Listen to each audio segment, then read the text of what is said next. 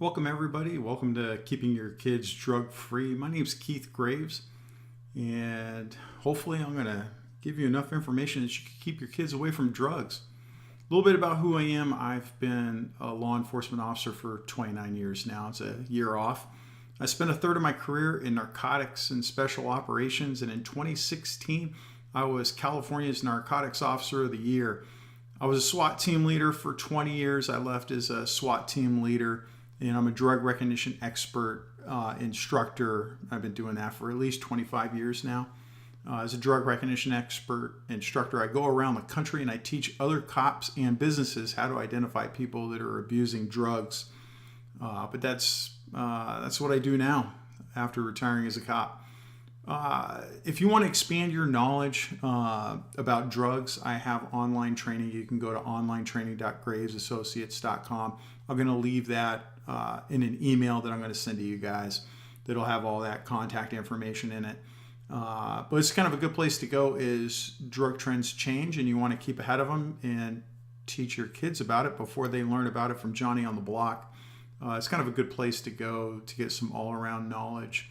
I do have other courses for law enforcement and for the private sector. For law enforcement, I obviously have a bunch of different classes. For private sector, I teach companies how to identify employees that are abusing drugs. So my basis for this course are these two awesome kids right here. On the left is my son. He is an Air National Guardsman. It's like Air Force Reserve. While he's a full-time student at a university, at a Division I school. He's studying for his bachelor's right now. Currently, I'd put it on hold because he's in the Middle East in an undisclosed location. And my daughter on the right is also at a Division I school.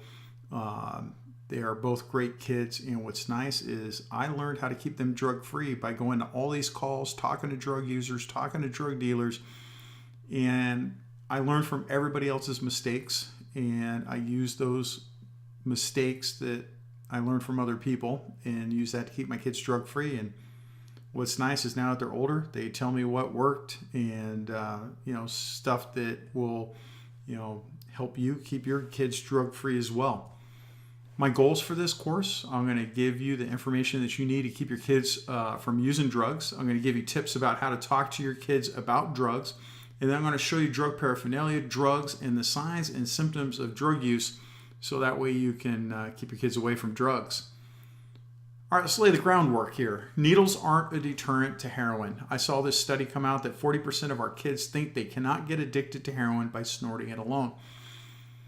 Shocking. I went out and talked to drug users that were using heroin, and they all believed that you got addicted from the needle and not from the drug itself. And of course, we know that that's not right. THC is the active ingredient in marijuana. It's the ingredient that gets you high. It's up to 33% right now in some samples of marijuana flower. And in the 90s, that was only 6 to 8%. So exponentially, it's grown. And the effects it has on a young mind is it wrecks them. So drugs are being sold on social media and the dark net. So the new street corner drug dealer is the guy on the dark net. You don't have to go into a big metro city anymore and deal with some scary drug dealer that you're worried about getting robbed or killed or whatever. Now you can just order it online and have it mailed to your house and get it that way. So it doesn't matter where you live. As an example, I gave this course up in Alaska, and up there drugs are very hard to get. They're very expensive. But when we went onto the dark net in the classroom, we went on the dark net and shopped, and we could see what could be delivered to you. If you can get an Amazon package, you can get drugs delivered to your house. 10% of people are buying their drugs online right now, and it's only going to grow every year. All right, so let's talk about social media, right? So the best apps for drug dealing, Instagram's king. The up-and-comer is Snapchat. WhatsApp, Whisper, Grindr, Scruff, Jack. Those are all gay hookup apps. Tinder, Craigslist. These are all places that people can buy drugs outside of the dark net. This is just social media type stuff. And a lot of parents will look at gay hookup apps and think like, why will my kid be on there? your kids are going to be on everything. So you should be paying attention. You should take your kids' phones and look at what social media they have on there, and then get a social media account and monitor them. How can you do that? One of the things that I did was I created an undercover social media account, and I friended my kids posing as another kid, and I was able to see what they were doing posing as another person. Remember, you're not their friend, you're their parent. Okay, so look for hashtags, emojis, and imagery in that social media post. If you see something like hashtag Kush for sale, all right, that's a big warning sign. Kush is a slang term for marijuana. OG Kush, anything with like a tree, a maple leaf, that little smoke puffing out right there on the third line down. Look, I've seen that used for like the, hey, let's go smoke marijuana. I've also seen that for people that want to smoke meth. And then the OK symbol, I'm ruining it for you. It doesn't mean okay. It means smoking a doobie or smoking a marijuana cigarette. Fire, the little flame, indicates the quality, like it's on fire. Rocket ship is a claim to potency, like it's really good stuff. Any kind of a dollar sign denotes it's for sale. HMU means hit me up, which means I'm a drug dealer. So look at all that stuff on your kids' social media and look at people that they're following. What does their social media say? A good thing to do is to take your kids' phones and make a rule. You can only charge your phone at night at the kitchen counter. When they go to bed, go through their phone. Again, you're not their friend. It'd be nice if you're their friend, but you're their parent. And you need to look through that stuff to see what your kids are doing. Look at their social media, or not social media, but their text messages, and see what those text messages say. Some other popular hashtags like lean. That's if you look on the right, that's promethazine with codeine. Kids are going to take that. It's called Sizzurp or lean, and then they're going to pour that in with ice, Jolly Ranchers, and some 7-Up and drink it. And basically, they're drinking codeine, which is an opioid. It's the same class of drugs as heroin. And I've seen a lot of kids start off with this and then graduate to heroin later on. Xanax, syrup, promethazine, weed for sale, overnight shipping. Activus for sale, that's another brand of codeine with promethazine that you see on the right. Klonopin and benzos and Xanax bars, those are all central nervous system depressant pills that kids will buy from other people. So these are just things that you want to look in the social media, the people they're following. Instagram is a good hub for drug dealing. You look here, and it's got hashtag MDMA, MDM amazing, ecstasy. They got lysergic acid diethylamide, which is LSD. Shroom at noon is a reference to magic mushrooms. Guy down there says, already on your level, brother, have a good night. Another guy's like, oh my God, with the little, praying symbol, but with the little fire emoji, meaning that his stuff's on fire. On Whisper, it's just another app. This one's not as popular, but on the left, you see Hit Me Up. I got Sizzurp, which again is that promethazine with codeine. And that's the drink right there, and they're just going to sip that. On the right, got that lean ready to go with hashtag purple drank, which is the slang term for promethazine with codeine, Sizzurp, and Hit Me Up, HMU, Kick, and then Bud Trader 215, right? So HMU, Hit Me Up, usually is a sign for dealing drugs. Tinder, which is a dating app. Here you got on the left, Kush for $15 a gram. On the right, if you look at the girl, she says, hello guys, only for party people, the best gear in Ibaza at decent prices. We have Charlie here, which is a slang term for cocaine. Also Mandy, which is MDMA. And Mr. X, which again is MDMA. More details if you swipe right and send a message. So, right there, it's a person offering drugs. So again, what are your kids doing in social media? Craigslist. Here, this guy's got some great flower. Prop 215. This is California. Prop 215 in California is the proposition that legalized medicinal marijuana. But if you see this in your kid's browsing history, he's calling up somebody on Craigslist to order marijuana and then meeting them somewhere. So yeah, it's as easy as getting on Craigslist, looking at the mobile marijuana dealers, and they'll deliver marijuana straight to your house, the park down the street, or what have you. I mean, that's how easy it is right now. On Tumblr, here's Buy High pills, and you can see there's some Xanax pills, the long bar looking one, the white one right there. But supposedly you can order pills from them. You want to look at their text messages. This is some text messages between kids that were dealing drugs.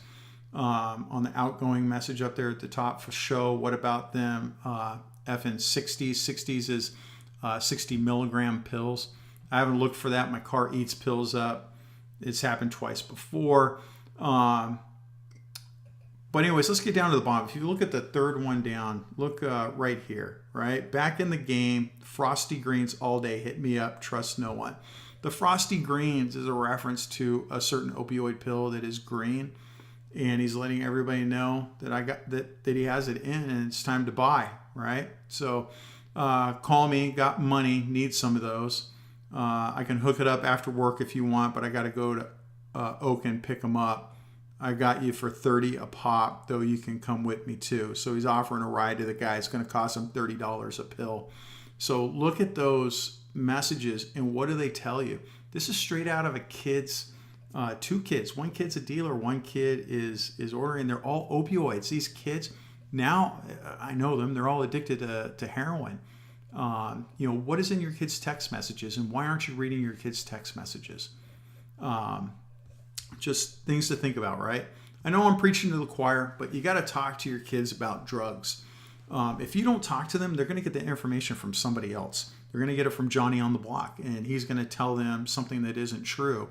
So you got to educate yourself, and then you got to educate your kid. You want to know the facts about alcohol and drugs and educate yourself. You want to be prepared to answer any of their questions. My kids had good questions for me. I was able to answer them because I worked in the drug world, but you don't. But it's easy as getting online and looking for that information. Also on my website, I write articles all the time about current drug trends. You can just pop on my website, go to the very bottoms, do in the search bar, look for whatever term. You might find what you're looking for there. There's information all over the web about these drugs. If you don't know the answer that your kids ask you, then go find out. And you want to listen to what they have to say. I ask my kids all the time growing up, what do you know about drugs? What have you seen? And it's funny, I started talking to my kids about Scissorp. You remember we talked about that earlier. That was codeine with promethazine. And my son looks at me one day and he's like, oh my God, Dad, there's a kid in my class every day has a Monster and he sips from that thing all day long. And, normally people chug it down. So I called the school resource officer and he went and looked at it. And the kid had codeine mixed in with his Monster. He was taking it every day and he's an addict. That kid now, it's sad where he is right now. But you want to listen to what your kids have to say because you're going to learn a lot. In the promo for this course, I brought up that I asked my son the first day he went to high school, let me know when somebody deals you drugs. And he's like, okay, and kind of looked at me like I'm paranoid. He comes back and he's like, Dad, I had 3 people offer me drugs today. The first day, it just took one day. And that was in a good high school. I mean, that wasn't in a bad place either. So you want to communicate your values openly. I've always told my kids what I expect. I expect that you're not going to do drugs and that there's going to be swift punishment for it. My wife was very monitored about it and she would explain what the punishment was going to be. And I was not so monitored about it because I just came out and said, I don't know what I'm going to do. I'm going to be so mad. I have no idea what's going to happen. So I can't give you any promises. And I got to tell you, my kids now tell me they were terrified to do drugs because they were afraid of what was going to occur to them. I'm okay with that because they're both well adjusted. They're both in college. They're both doing very well. A little bit of fear is good. You want to talk about why values such as honesty, self-reliance, and responsibility are important and how values help children make good decisions. The biggest problem you can do in our house is have a lie. If you lie, you die. And we let them know that the punishment is swift and severe. So whatever punishment we're going to give you, if you lie about it, it's going to double or triple depending on what it is. They mimic everything you do. They teach your child how each decision builds on the previous decision as one's characters form, and how a good decision makes the next decision even easier. And recognize how your actions affect the development of your child's values. Look, I would ask drug addicts, where did you first use drugs? And it was almost always from a parent, a sibling, boyfriend, girlfriend. Notice how family took up 2/3 of that. It wasn't like that for everybody, but a majority. And I can't tell you how many times, like, I was a cop for a long time, 30 years.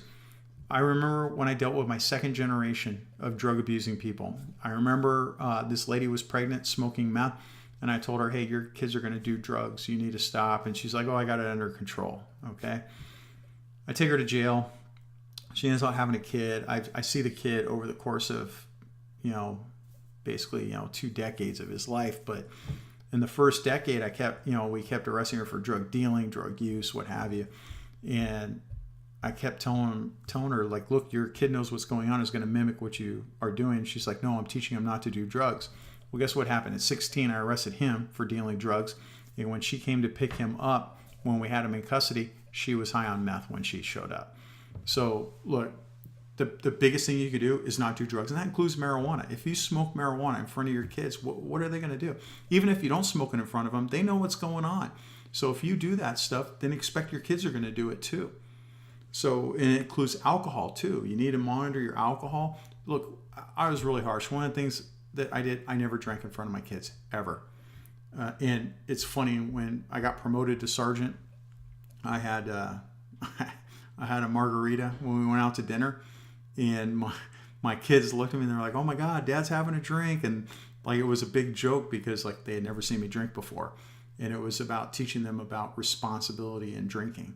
My kids are well adjusted. They're not alcoholics.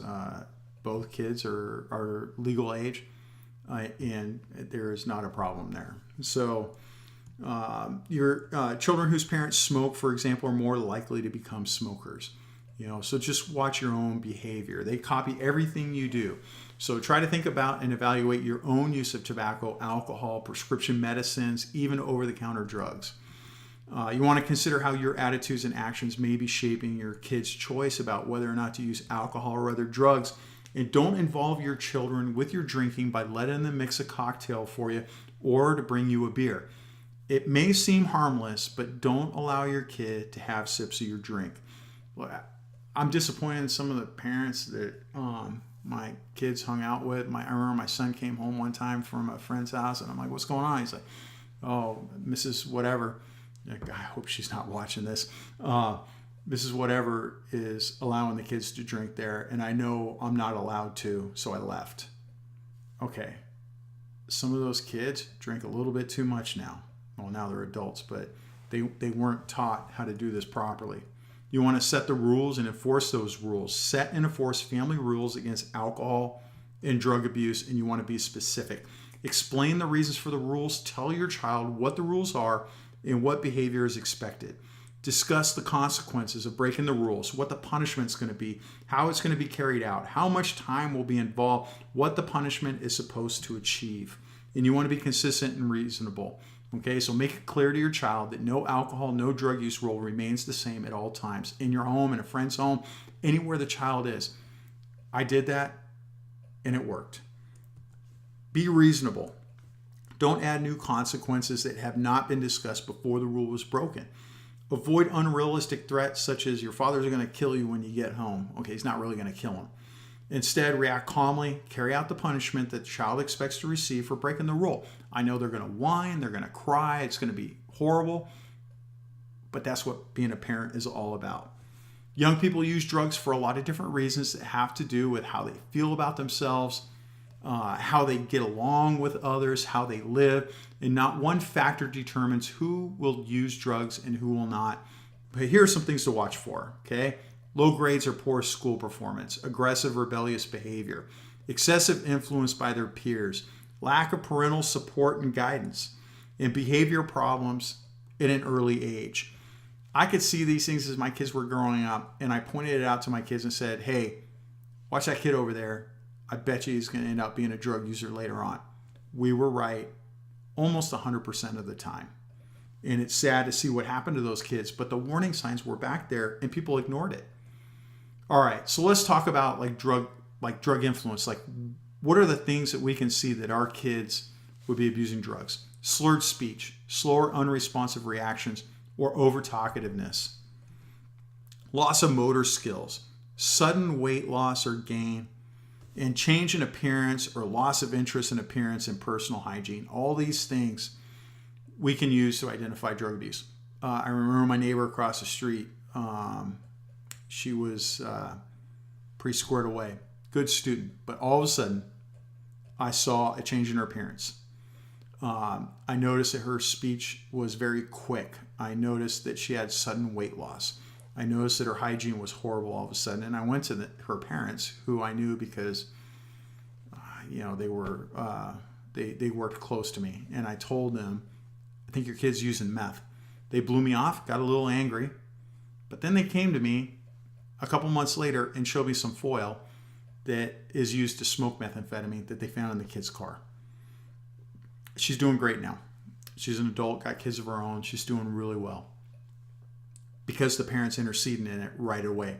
What if they didn't butt in the middle of it? What if they continued to deny everything that they saw? Things would be a lot different right now for her if it wasn't. All right, so let's talk about physical indicators of drug influence. So when cops evaluate people under the influence, they look at the eyes a lot. For drug influence, just like somebody walking down the street, not a DUI, but some guy walking down the street, cops commonly use 7 steps to identify drug influence. 4 of those 7 steps involve the eyes. The eyes are the window to the soul.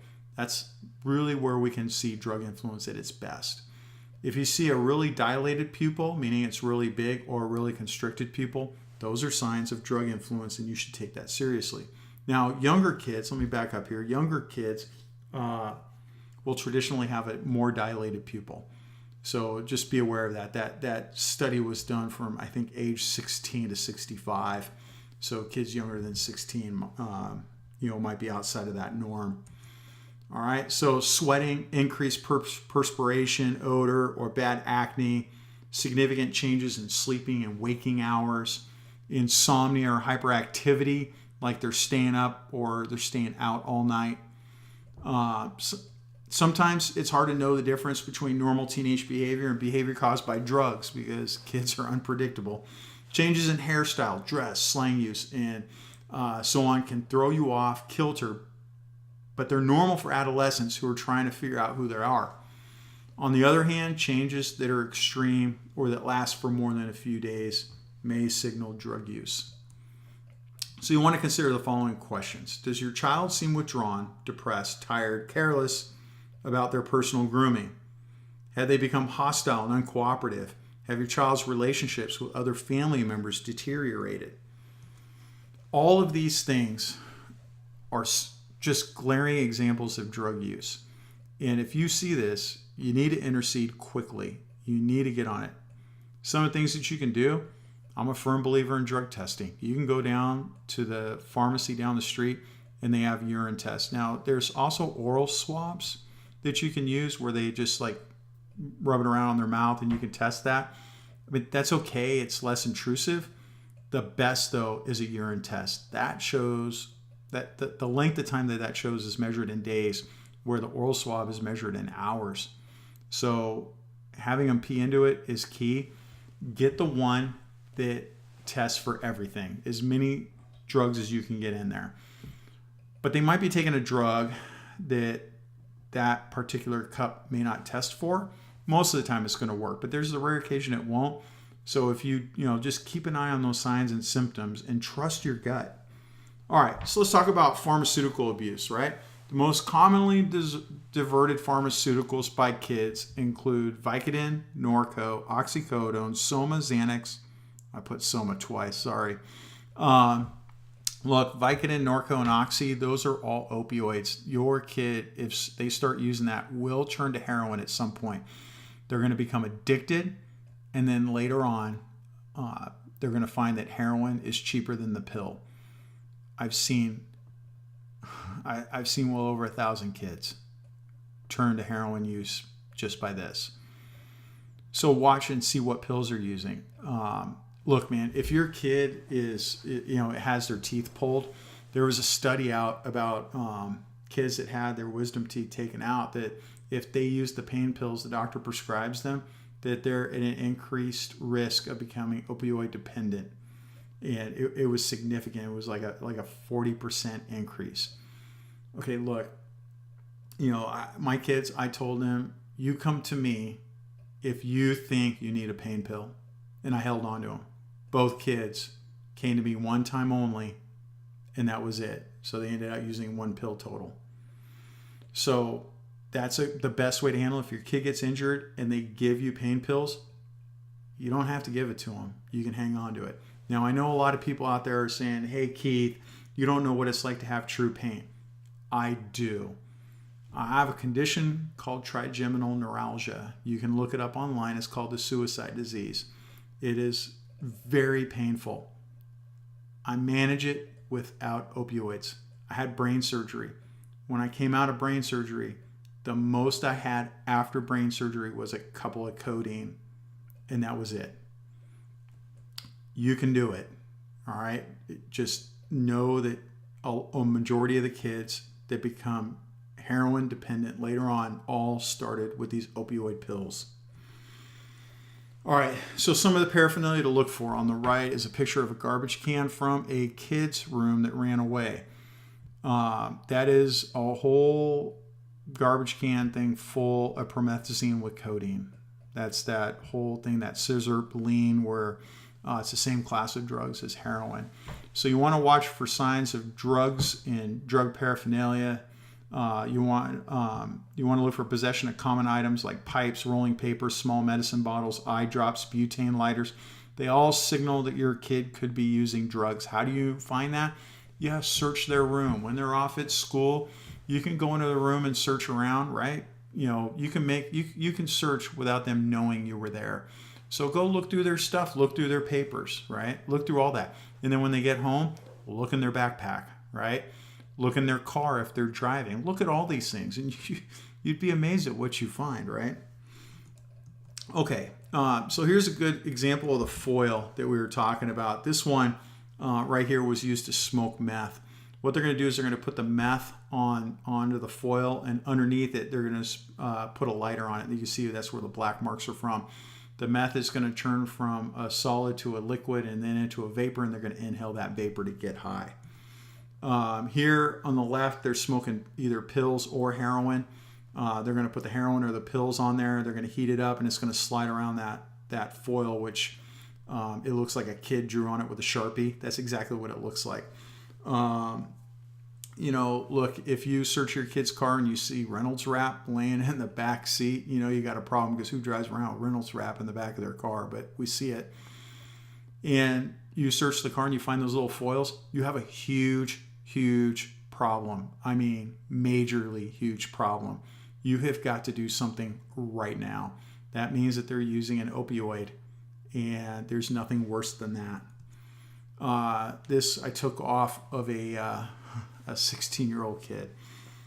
It's a big pen. They took all the innards out, and what they do is the foil back here, right? So they're going to have this foil, and they're going to use the pen, they're going to put it in their mouth, and they're going to suck up all the smoke that comes up off that foil. In fact, if you look, you can see it's melted on the end there. And inside, you can see all that burned up heroin inside. So, I mean, that's heroin inside that tube right there. If you see something like that, you got a lot of problems. All right, so remember we were talking about opioids, okay? Look, these pills, pharmaceutical pills. I like this little this graph right here. If you look right here, this is the opioid, right? Different kinds of opioids are down here, and then their strength compared to codeine. So here, codeine is comparable to 1 codeine, obviously, right? Tramadol is the equivalent of 1 codeine. Hydrocodone or Vicodin is the equivalent of 6. Morphine is the equivalent of 10 codeines. Oxycodone, 15 to 20. Morphine, 40. Dilaudid, 50. Oxymorphone, 70. Right? Then we get down to buprenorphine or Suboxone. That's what people use to get off of certain opioid pills. That's the equivalent of 400 codeine pills. Fentanyl, 500 to 1,000. right? And then we showed Xanax pills earlier. A lot of the Xanax pills that are sold on the street were actually powder bought from China that somebody pressed into a pill. Just go on Amazon and look up pill press. And then go online and look for pill binder for sale. And you can see all the ingredients you need to make your own pills. And people are pressing in their own pills. And a lot of the Xanax they found contained fentanyl. So you really got to be careful about that. I do have an online course on fentanyl if you want to know more. But it's all there. All right, heroin paraphernalia. Look, this is this is all stuff. These are pictures I took off of kids. Here's the bottom of a can where they're heating their heroin with. Obviously, the syringe to shoot it up. This is a crack pipe for smoking crack cocaine. And yes, I have caught many kids smoking crack cocaine. And then this is just a little device to scrape off the coke that builds up on that part right there. Here's a little cap that somebody made. That's heroin inside that little cap right there. And just a little twist tie that they use to hold it so they don't burn their hand. They're going to heat that up with a lighter, and then they're going to suck the heroin up into there and shoot it up. Here's a couple 16-year-olds I found in a transient encampment. Here's their heroin syringe just laying on the ground. You can see the heroin's the needle's uncapped, ready to go. Those kids started with pain pills. I didn't ask the specific injury, but again, when they get to this point, they had a whole time before that where you weren't seeing stuff. I mean, it takes a lot to get to this point, a whole lot of ignoring things. Here's promethazine with codeine, right? Some crack cocaine on the bottom left down there. All right, so here's a young man. It's unfortunate. This kid, I arrested him for DUI. He ended up killing somebody in a crash, and then as he grew, the DUI was for drugs. As he grew, he changed to different drugs, and then he started doing heroin. And you can see he's a very handsome young man. You never would have thought that he would do heroin, but here's a whole line of track marks going up his arm. 1 inch of track marks is 50 injection sites. How many inches do you see there? He was deep into his addiction at that point. Here's a little cooker that he had. You can see there's green pills that were crushed up, put in there, and then the little cottons are put in there, and then they put liquid in there, suck it up into a syringe, and then go ahead and shoot up. Here's more foil and a scale, right? If you see those little scales right here, this is the scale. If you see those little scales right there, you got a problem. Your kid's dealing drugs. But here's again the little, looks like a kid drew a Sharpie marker on the foil there. Here's some good pictures of some heroin. It's out there. You can just, depends on where you live in the United States. West Coast is tar heroin, like you see here.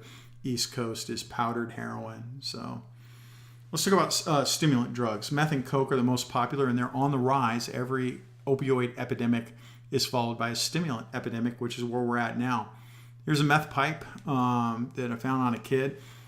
Here you can see that's some methamphetamine that was in there. What they're going to do is put the meth into that pipe right there. They're going to heat it up. When it turns into a liquid, they're going to stop, and then now that becomes the device they use to carry the methamphetamine.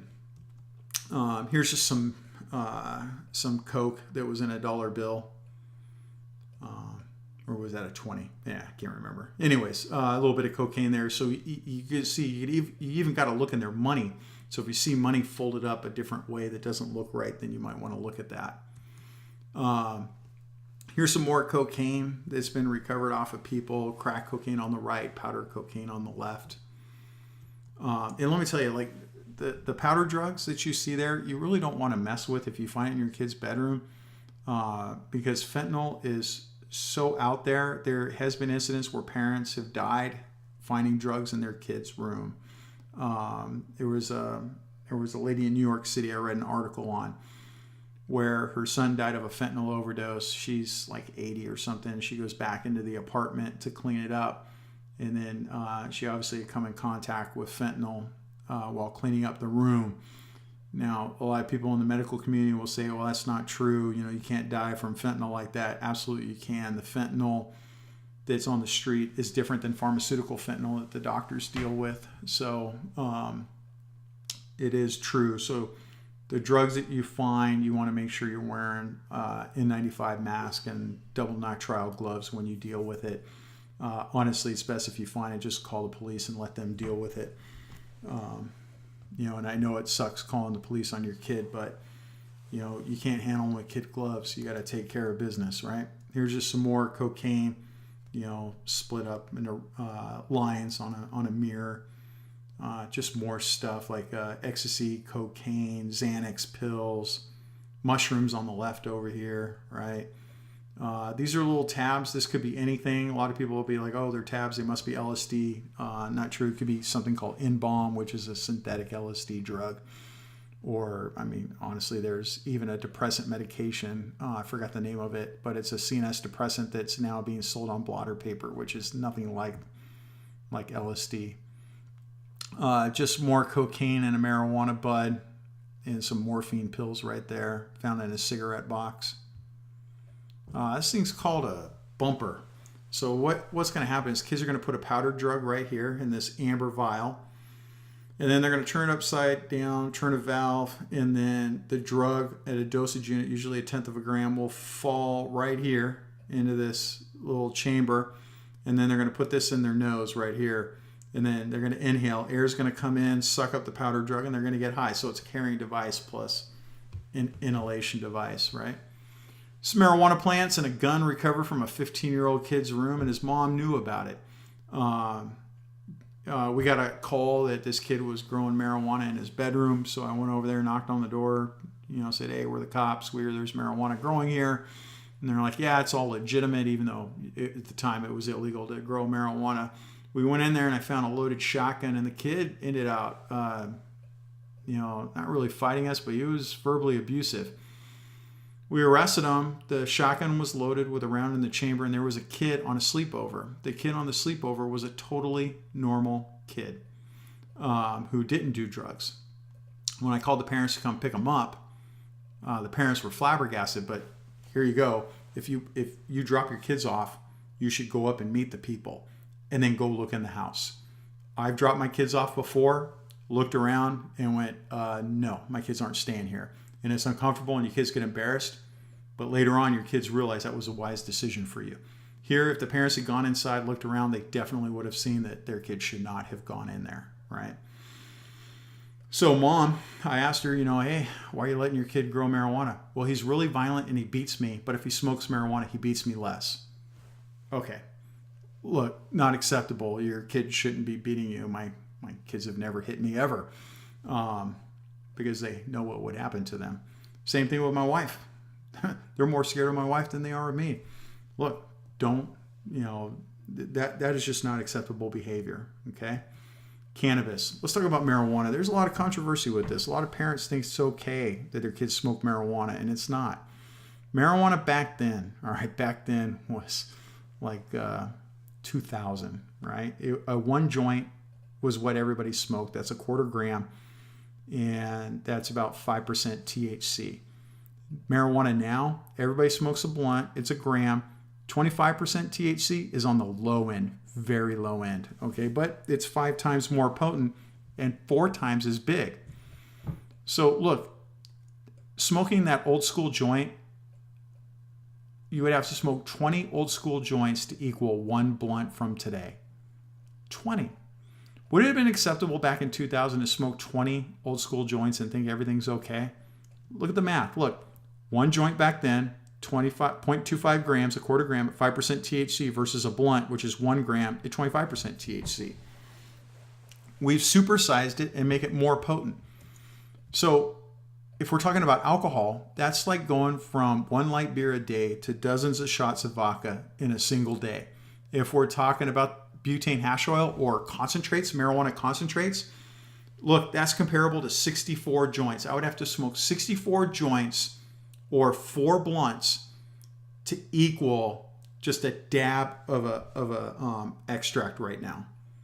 That's a huge difference. Marijuana is not the same.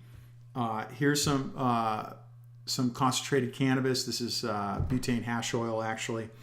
And it can come in a different variety of way it looks.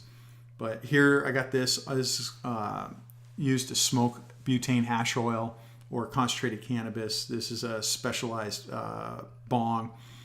You can see it's well used, and that again came off a kid. And if you see that in your kid's room, look, man, you got problems, and you intercede in that. This looks innocuous, man. This looks like no big deal. They're pills that contain honey oil or concentrated cannabis. One of those pills is like 64 joints from the year 2000, or it's like smoking 4 blunts from today. Just one pill. Those pills, I recovered from a guy that lived across the street from a junior high school, and we believe was selling them to junior high kids. Look, that if you see that in your kid's room, that is not a vitamin. You should be suspect of everything you find in there, right? Here on the upper left is butane that is used to manufacture butane hash oil. Again, that was found where it was the parents that were doing it, but it was found, with a bunch of kids too. You look at this. This looks like just a standard syringe. You notice how the needle's missing at the end, right? Over here, there's no needle. This is filled with honey oil or concentrated cannabis, and they're going to inject that into a vape pen. So if you find vape pens, look, man, there's more than just tobacco and flavored juices that you can smoke out of a vape pen. I found methamphetamine, concentrated cannabis, regular cannabis. You can smoke any drug now. Some don't smoke as well inside of a vape pen, but you should be suspect of that. And honestly, your kid shouldn't be doing that anyways.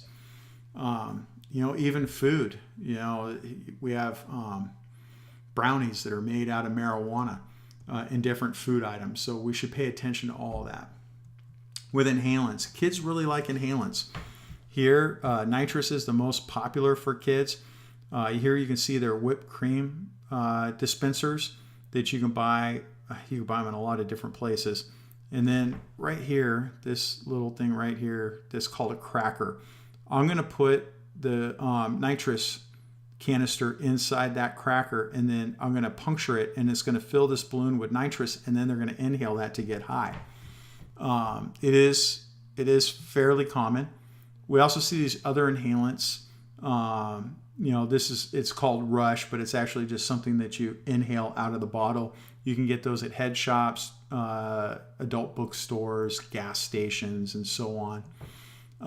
But these are all things that we've recovered from kids before, right? And they're all just things that you inhale to get high.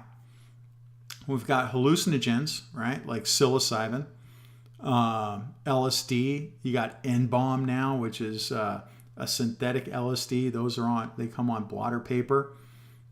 Any of these pills with these crazy little markings, here's got a McDonald's and a Triple Crown on it. That could be ecstasy, MDA. It could be any number of different drugs, and you're not going to know. We find fentanyl pressed into pills like that. You just have no idea what they're going to be, right? So look, if your child is high, or if your child is using drugs, it's important to avoid blaming yourself for the problem and to get whatever help is needed to stop your kid's use. Look, your kid's using it. Don't blame yourself. Just get them help and be very positive about it, right? Be very aggressive about it. If you face the problem promptly, there's a good chance that your child can be helped. Look, adults later on in life, trying to get them to stop drugs is difficult. Kids, a little bit easier, right? So never confront your child who's under the influence of alcohol or other drugs. Wait until he or she is sober, and then discuss your suspicions with your child calmly and objectively. Look, when they're high, lock them down, at home. Don't let them go anywhere. If they need medical help, then get them medical help, right? But go ahead and, if you want to take them to the doctor, go ahead and take them to the doctor. But most of the time, you can see that they're not in a medical emergency, and you can, just observe them. But when they're sober, you need to confront them, and you need to get involved. And what else helps is videotaping them and showing them that videotape later on. Or, I'm dating myself, but the video that you take You want to show that to them, and a lot of times it grabs their attention. And then, a drug test really helps, and then get them into drug rehab. And you could open up the phone book or look online, and you can find a number of people that specialize in getting kids off of drugs. And it's really important to do something about that. Okay, look, if a lot of times I've been going around the country giving this presentation to different community groups. I have a longer presentation of this same thing. So if you want that, on the left is some ways to get a hold of me. You can get a hold of me on my website, gravesassociates.com. My phone number's there, but hey, I'm either flying or I'm teaching, so phone is like the worst way to get a hold of me. Best is email, info@gravesassociates.com. I've got the Drug Training Podcast, where you can go to iTunes and look up the Drug Training Podcast, subscribe to it. Do me a favor, rate and review me when you listen to them. You can find me on LinkedIn, Twitter, Facebook, and then my bulletin. Just go to gravesassociates.com/bulletin, and then you'll find all the information you need there. So, look, I hope this helped. If you like this, send the link to all your friends so they can watch it too. I would love our kids to be drug-free. So if it helps one kid, it was all worth it. But share this with all your friends so that way they can see this. I'm gonna try and keep this running for the month of September, while all the kids are back to school, and it's kind of the big time to get going on this. So that's it. Thanks for participating. Have a great day.